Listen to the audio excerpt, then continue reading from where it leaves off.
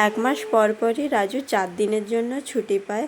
তো আজকে ছুটি পেয়ে রাজু আসবে, তাই সকালবেলা কাজবাজ সেরে রেডি হচ্ছি, ওকে বাজার থেকে আনতে যাব।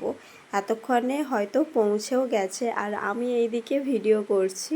যাই হোক, এদিকে তো ভীষণই গরম পড়েছে, তাই জন্য একটা টি শার্ট আর প্যান্ট পরেছি। গরমের দিনে বেস্ট অপশান। আর একটা পারফিউম নেওয়ার পর আমি তো একদমই রেডি হয়ে গেছি। তারপর গিয়ে সেখানে একটু ঘুগনি মুড়ি আর চপ খেয়েছি। একেই গরম, আবার ঘুগনি মুড়ি খাওয়ার পর তো ঝাল লাগছে, আরও বেশি গরম লাগছিল। তাই জন্য আমাকে ও একটা মাজা কিনে দিয়েছে।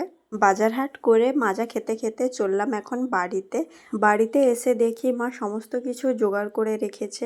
আজকে তো মাংস হবে, তাই জন্য আমি মাংসটাকে ভালো করে ম্যারিনেট করে নিয়েছি। আর এখানে সবজিও আমার রান্না হয়ে গেছে। যারা বাইরে থাকে তাদের কিন্তু খাওয়া দাওয়ার অনেক কষ্ট হয়, তাই আজকে আমি স্পেশালি ওর জন্য ঝাল ঝাল করে মুরগির মাংস রান্না করেছি। যে আমার জন্য এত কিছু করছে, তাকে ভালো মন্দ না খাওয়ালে হয়?